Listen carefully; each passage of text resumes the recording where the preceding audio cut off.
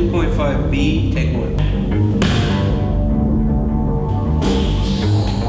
So the idea for Hidden Motives came from just, a random thought that Rosebelle had, where she's like, it would be so cool to do a spy film. I wanted to start with something very producible. I wanted a location that I was comfortable with.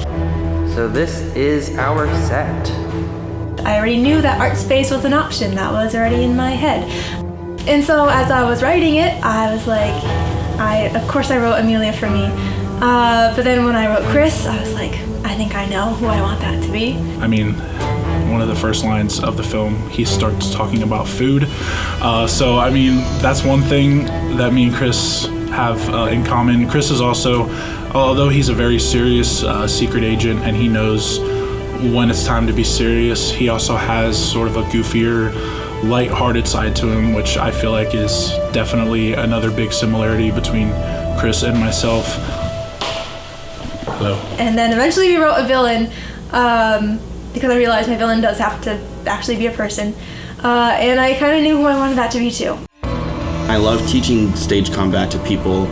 Both Rosebelle and Brandon were very excited to listen to my take on things, which is like, I can't talk about how great this production team was. It was really special because my really good friend, Danielle Dennison, she runs her own dance company called Lima Dance Academy. Because we had that space, we had the ability to rehearse the actual fight scene.